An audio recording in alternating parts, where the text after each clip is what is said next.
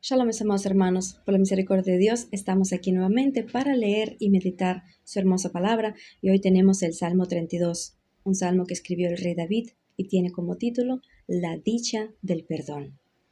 Todo aquel que ha sido perdonado por Dios, todo aquel que ha experimentado la hermosa paz del perdón de sus pecados, leyendo este salmo, se llenará de mucha alegría. Pensamos que David escribió este salmo después de haberse arrepentido por aquellos pecados que había hecho, por haber pecado con Betsabé, por haber engañado, por haber matado. Y obteniendo el perdón, él dice algo. La persona que obtuvo este perdón es la más feliz del mundo. Cuenta la historia que Lutero, una vez respondiendo a la pregunta ¿cuál salmo era mejor?, respondió Psalme Paulini. Sus amigos no entendieron y le preguntaron qué significa. Y Lutero dijo que son 4 salmos que según él son los mejores. Es el Salmo 32, 51, 130 y 143, porque todos ellos enseñan que el perdón de nuestros pecados viene sin la ley y sin las obras del hombre que cree, y por tanto los llamó salmos paulinos, porque Pablo usa en sus escritos también este salmo de David para poder explicarnos, el Espíritu Santo a través de Pablo, para explicarnos la gracia de Dios al darnos el perdón de pecado. Y vamos a ver cómo comienza este hermoso salmo. Dice así: Bienaventurado aquel cuya transgresión ha sido perdonada y cubierta su pecado. Bienaventurado el hombre a quien Jehová no culpa de iniquidad y en cuyo espíritu no hay engaño. ¿Qué quiere decir bienaventurado? La palabra bienaventurado es Esher, una palabra hebrea que viene de la palabra felicidad. Se entiende como cuán feliz o qué dichoso. Es alguien que está bajo la bendición de Dios. No hay nada mejor que estar bajo la bendición de Dios. Y eso lo obtenemos solamente cuando tenemos el perdón de nuestro amado Señor. En estos versículos se menciona el pecado en 4 formas. Transgresión, que significa pasarse la raya, hacer lo prohibido. Pecado, que significa errar el blanco, no hacer lo mandado. Iniquidad significa lo que se ha desviado del curso, algo moralmente deformado o tergiversado. Iniquidad es el antónimo de justicia. Y la palabra engaño usa aquí David, que significa fraude, doblez. Sabemos que el padre de mentira es el diablo. Y dice aquí, bienaventurado la persona que no tiene pecado en su vida y que ya Dios no lo culpa, no lo ve como un pecador, sino que lo mira con agrado diciéndole, tú eres mi hijo amado, tú eres mi hija amada, ya tú no tienes pecado en tu corazón porque yo te limpié con mi propia sangre, porque para esto, mis amados hermanos, vino el Señor Jesús. Dice en Colosenses 1:14, en quien tenemos redención por su sangre y el perdón de pecados. ¿A través de quién? A través del Señor Jesucristo, nuestro Mesías. Amén. Pablo, como habíamos dicho, usa en Romanos 4, 7 y 8 estas mismas palabras de David, de este salmo, cuando explica la verdadera justicia que viene por fe y no viene por obras. Es interesante que en otra versión de la palabra de Dios al español, podemos ver estos 2 versículos traducidos así. Feliz el hombre a quien sus culpas y pecados le han sido perdonados por completo. Dios no perdona uno, después otro, Él por completo limpia de todo pecado, de toda maldad. Feliz el hombre que no es malintencionado y a quien el Señor no acusa de falta alguna. ¿Acaso no tenemos faltas nosotros? Sí las tenemos, pero Dios en su gran misericordia nos extiende su mano y nos limpia de todo pecado. Y entonces puede decirnos, tú eres una persona justa, porque la justicia de Dios está en ti. ¿Acaso lo merecemos, mis amados hermanos? No, por cuanto todos pecamos, estamos destituidos de la gloria de Dios. Pero, ¿qué hizo Dios, el amor de todo el universo? envió a su Hijo unigénito, para que todo aquel que en él crea fuera limpio de todo pecado y tuviera vida eterna. Es hermoso nuestro Dios. Versículos 3 y 4. Dice así: Mientras callé, es la experiencia de David. Mientras callé, se envejecieron mis huesos y en mi gemir todo el día. Porque de día y de noche se agravó sobre mí tu mano, se volvió mi verdor en sequedad de verano. El pecado trae muerte, es lo que quiere aquí decir David, trae mucho dolor. En Santiago 1:15 dice lo siguiente: Entonces la concupiscencia, después que se ha concebido, da a luz pecado, y el pecado, siendo consumado, da a luz muerte. Mis amados hermanos, cuando pecamos, la vida se nos va. Sobre todo una persona que ya conoció a Cristo y de pronto cae, se desliza en algún pecado, en alguna iniquidad, en algún engaño, no encuentra lugar en donde sentarse, en donde descansar. La paz es quitada de su corazón y de su alma. Y David experimentó ese momento. Dice: cuando yo estaba callado, mis huesos se consumieron. Pero más, tu mano estaba sobre mí y me tenía así como que bien agachado, me estaba apretando, me estaba haciendo que el dolor fuera más intenso todavía. Dice Spurgeon, explicando estos versículos: en tanto que intentamos cubrir nuestro pecado, ruge por dentro y como una herida infectada se hincha horriblemente y es causa de gran dolor. Nadie conoce los dolores de la convicción de pecado como el que ha pasado por ella. Cuando Dios, a través del Espíritu Santo, nos convierte, nos trae convicción de cada pecado que hemos cometido, es como la mano de Dios que nos está apretando más y más el corazón, como dice Spurgeon, como una herida que trae mucho, mucho dolor. En 2 Corintios 7:10 dice: porque la tristeza que es según Dios produce arrepentimiento para salvación, de que no hay de qué arrepentirse, pero la tristeza del mundo produce muerte.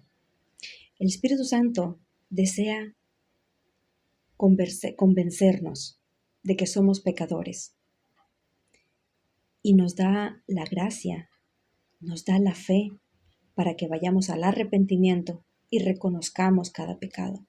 Pero si sucede que por alguna razón, como Adán y Eva, nos escondemos o tratamos de encubrir nuestros pecados, el que va a perder la vida es uno mismo, porque Dios vive por la eternidad y siempre vivirá. Los que perdemos somos nosotros. Nuestro corazón y nuestra alma se quedan sin vida cuando hay algún pecado en nuestro ser. ¿Cuándo viene la tristeza según Dios, como vimos en 2 Corintios? Cuando Dios pone su mano, como dijo David: se agravó sobre mí tu mano y se volvió mi verdor en sequedad de verano. ¿Por qué Dios hace tal cosa con sus hijos? Bueno, con David en aquel entonces, como que le apretó poniendo su mano, oprimiéndole. Y la Biblia misma nos da la respuesta a estas preguntas. Vamos a ver en 1 Timoteo 2:4. El cual quiere que todos los hombres sean salvos y vengan al conocimiento de la verdad. ¿Ven por qué Dios a veces pone su mano y aprieta nuestro corazón así de tal manera que uno ya no siente vida, siente mucho dolor y mucha vergüenza? Porque Dios quiere que todos seamos salvos, más sus hijos, los que ya están en su camino. Cuando Dios ve que están en peligro, los coge, los aprieta, les dice: hijo mío, hija mía, no vas por buen camino. Así vas a terminar lejos de mí.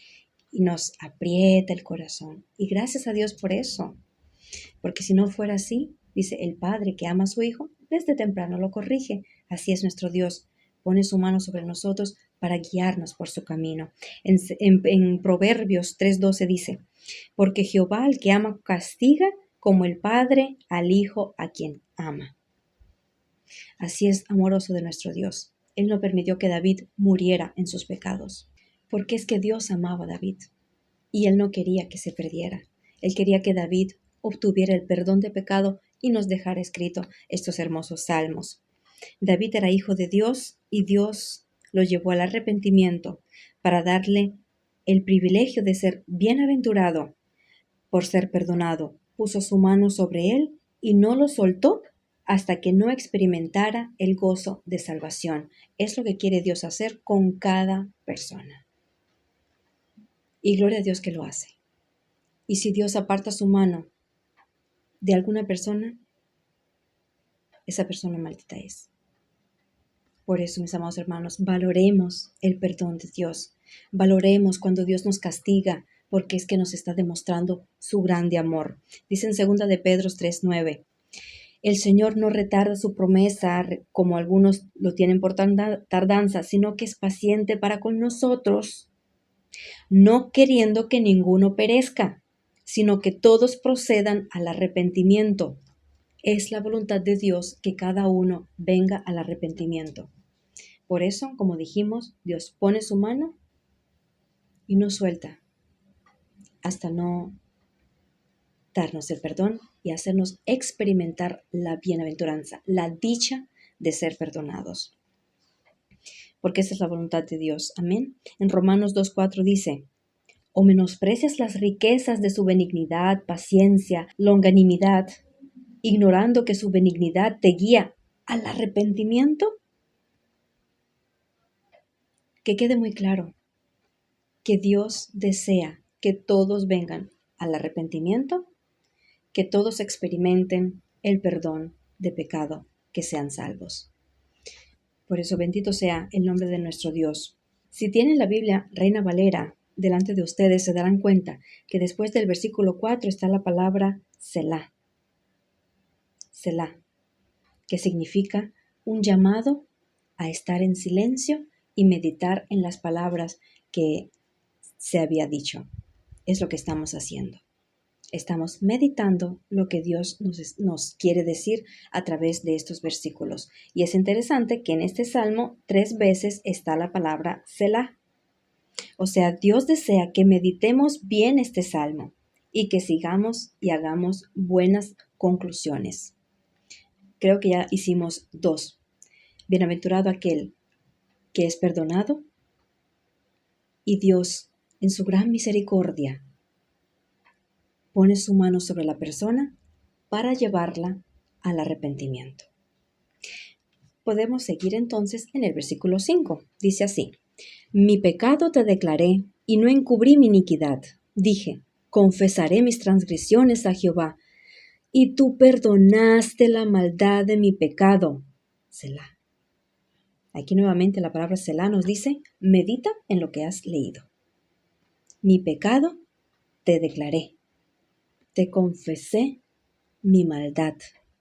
David tomó la decisión de arrepentirse, de declararle a Dios el pecado, de confesarle sus iniquidades, todas aquellas cosas que él había hecho malo delante de Dios, se las confesó, se las declaró, reconoció su estado horrible delante de Dios, le pidió perdón.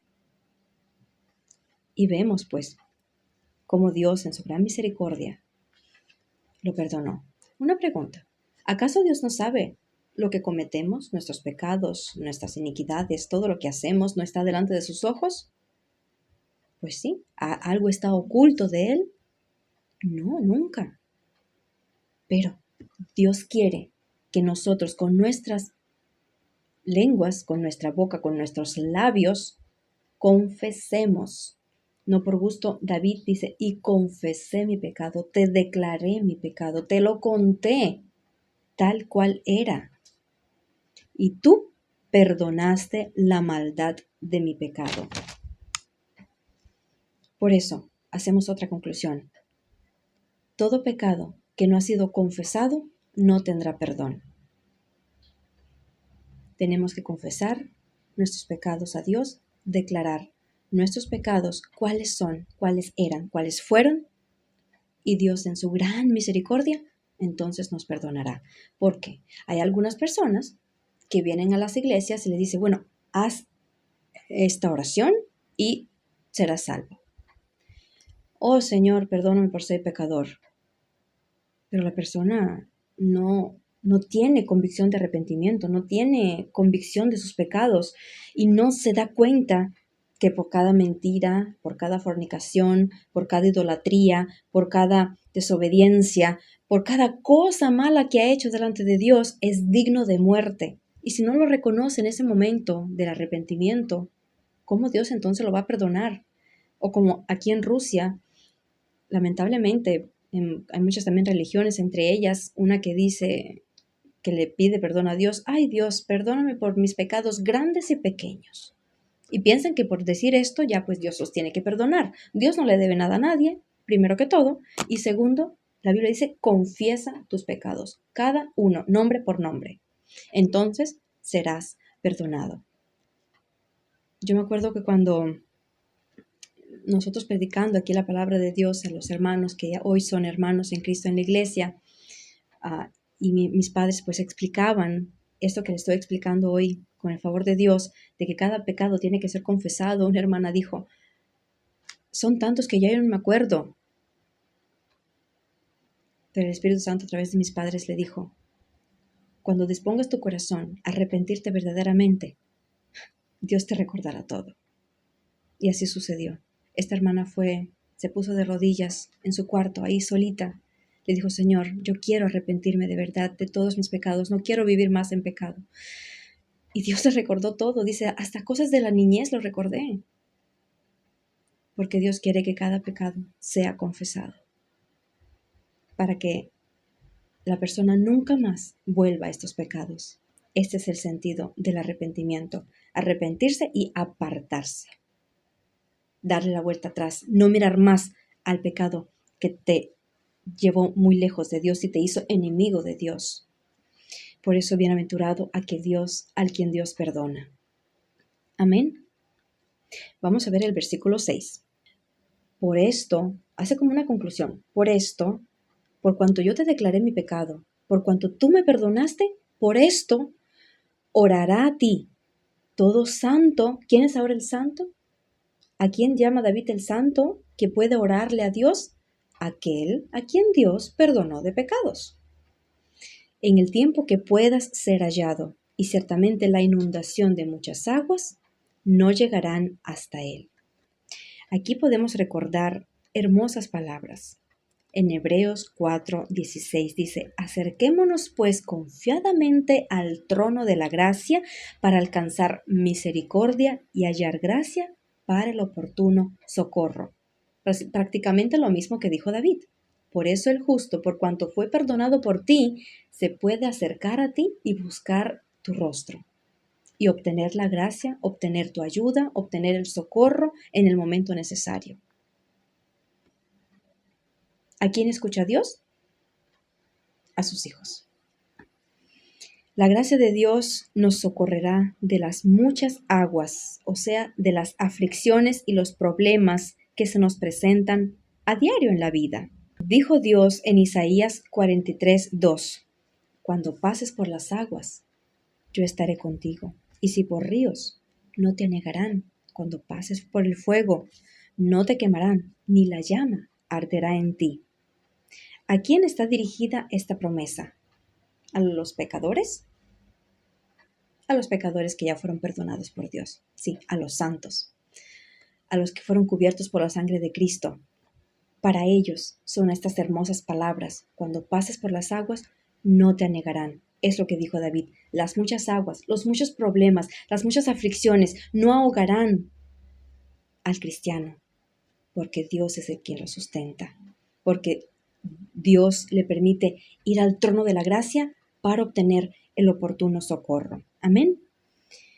En el versículo 7 dice así, tú eres mi refugio, me guardarás de la angustia, con cánticos de liberación me rodearás. Dice, el justo, el santo puede ahora acercarse a ti. Las muchas aguas no lo inundarán. Y dice una confesión de fe, tú eres mi refugio. Es interesante, 13 veces en los salmos, el salmista, sea David o sea otro salmista, se refieren a Dios como mi refugio. Y es interesante, solamente por cuestión de interés, pues que en este mundo muchas personas tienen una superstición que el número 13, como es un número malo, que trae mala suerte. Pero 13 veces David dice, los salmos dicen, Señor, tú eres mi refugio. O sea, no hay que temerle a nada, ni a nadie. Dios es nuestro refugio. Y es más, me guardas de la angustia con cánticos de liberación.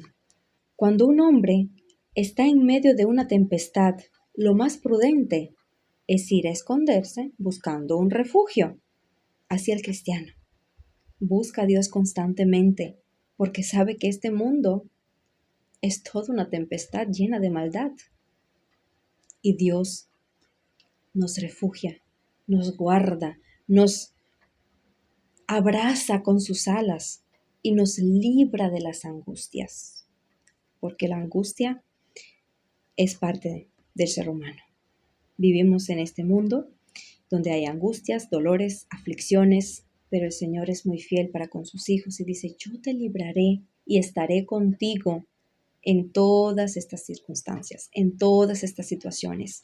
Por eso, no hay que temer. Dios es nuestro refugio, que tiene como sinónimos protección, amparo, abrigo, cobijo, auxilio, socorro, escondite, alojamiento, una posada.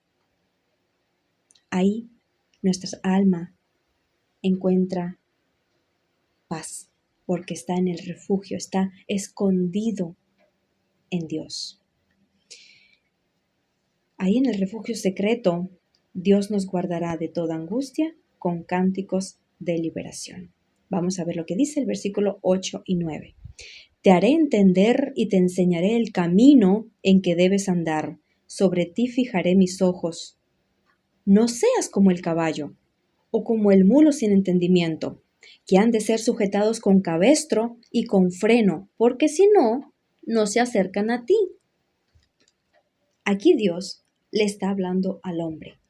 Si en los versículos anteriores vemos que son palabras de David, quien le dice a Dios, quien nos dice, lo dejó escrito como una canción, una adoración, dice, bienaventurado a quien Dios no culpa de pecado en mis pecados, mientras que yo estaba callado, mientras que yo encubría mi pecado, me estaba muriendo, pero decidí confesar mi pecado y tú me perdonaste. Ahora tú eres mi refugio, ahora tú me guardas.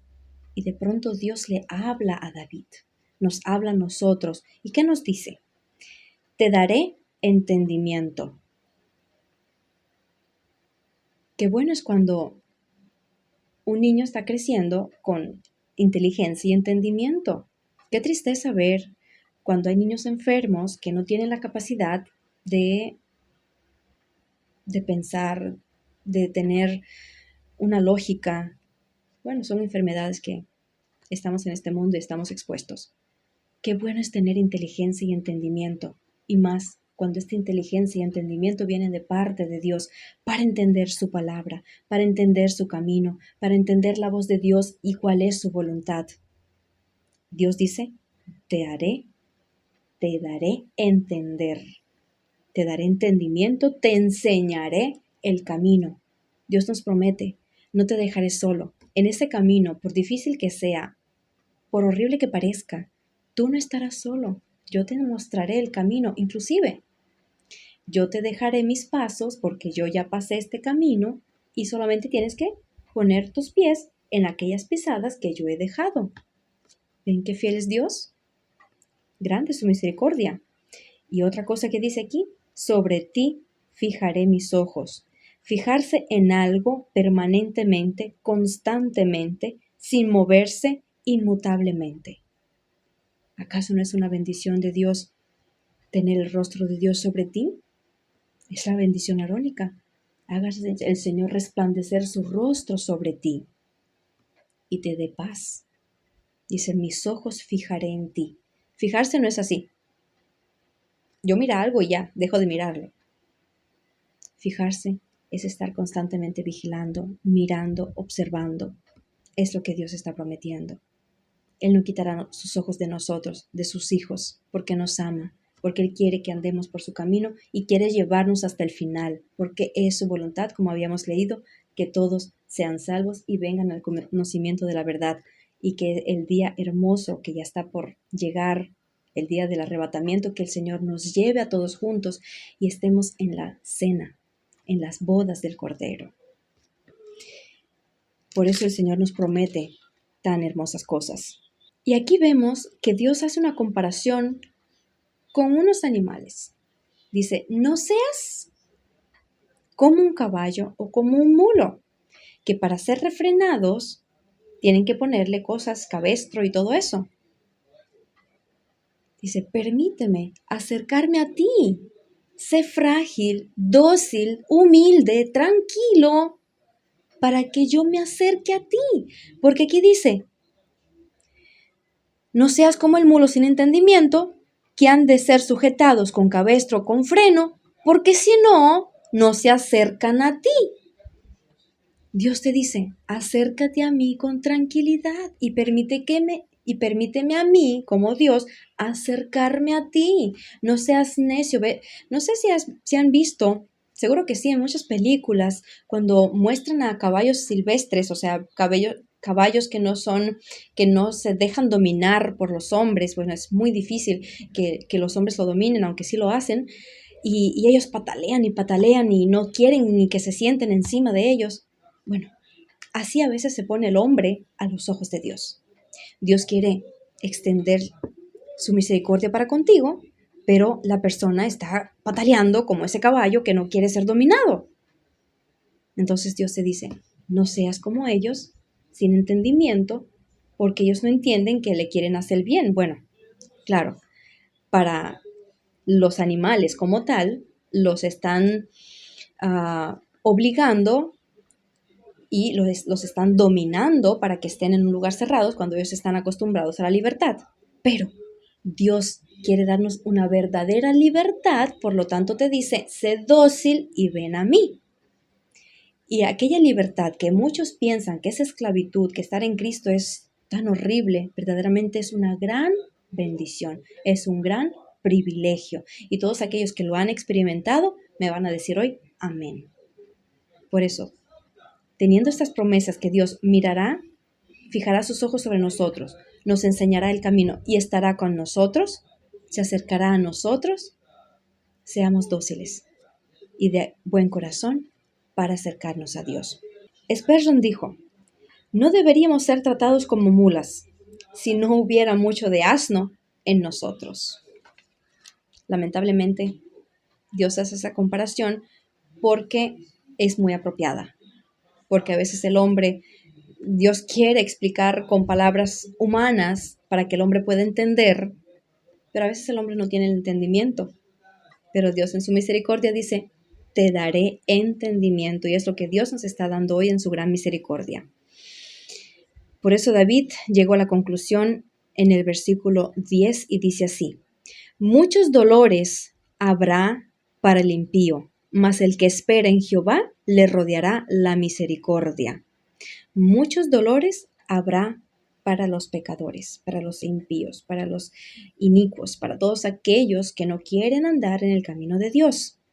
El que siembra pecados cosecha aflicción.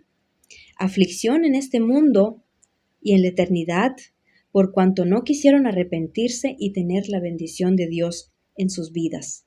Y la bendición de Dios es obtener el perdón de pecados. El que espera en Dios le rodeará la misericordia, así dice David, y así es porque Dios es fiel y justo. Amén. El Señor siempre desea darnos su bendición, pero nos pide a nosotros que seamos abiertos, que seamos sencillos, que seamos humildes, mansos, para que podamos ser cogidos por Él. Porque de otra manera, pues, el que no cosecha con Cristo desparrama.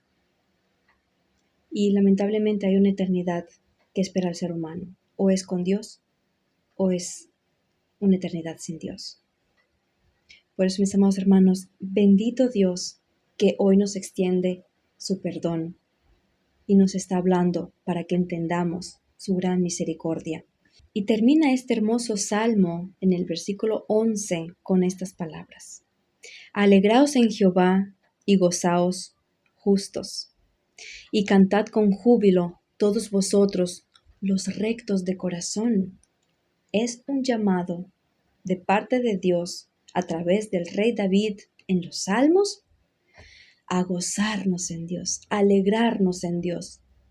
¿Acaso cuando una persona es salva de alguna horrible enfermedad o de algún accidente, no se alegra su corazón y no está tan agradecido? Cada cristiano que ha experimentado el perdón de Dios ha experimentado la alegría de la salvación. Y David, experimentando esto, nos está llamando a que nos alegremos, a que nos gocemos con Dios. Y dice, cantad con júbilo.